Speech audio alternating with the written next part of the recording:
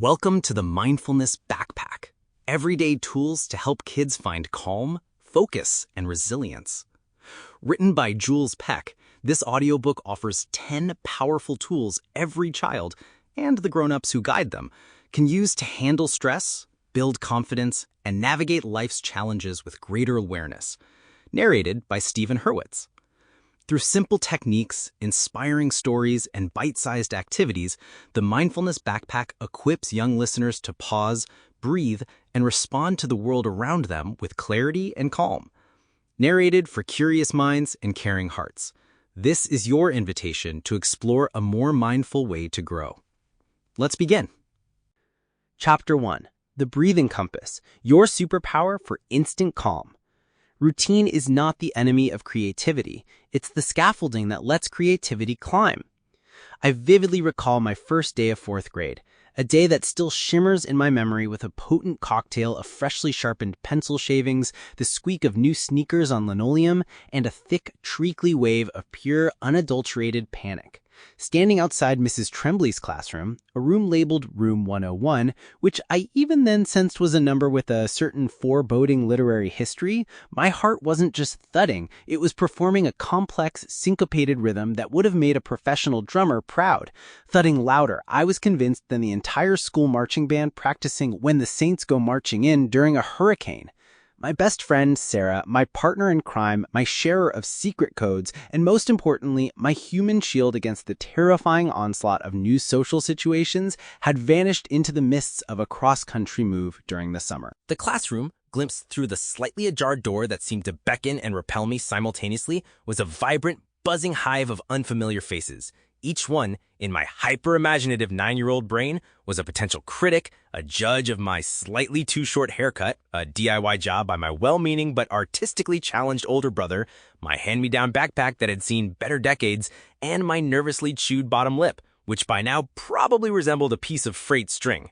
And the absolute, undeniable, disaster-defining cherry on top of this anxiety-laden Sunday, my lunchbox, my beloved, bright blue, superhero-themed lunchbox containing not just a perfectly constructed peanut butter and banana sandwich, crusts meticulously removed, a testament to my mother's morning dedication, but also a small bag of cheesy crackers and a coveted fruit roll-up, was sitting, in splendid isolation, on the gleaming formica of our kitchen counter at home. It was a silent, plastic monument to my morning's spectacular level of disorganization. This wasn't just a forgotten lunch, it was a forgotten lifeline. It was, by all objective and subjective measures, a disaster in the making morning, and my internal compass, if I'd even known I possessed one at that point, was spinning wildly, hopelessly off-kilter, pointing directly towards impending social catastrophe.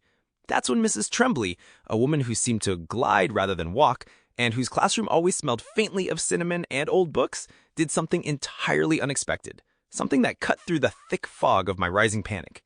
She wasn't just cheerful. She possessed an almost tangible aura of calm, a sort of gentle, mystical sparkle in her eyes that made you feel like she knew secrets about the universe, or at least knew how to handle a room full of jittery fourth graders.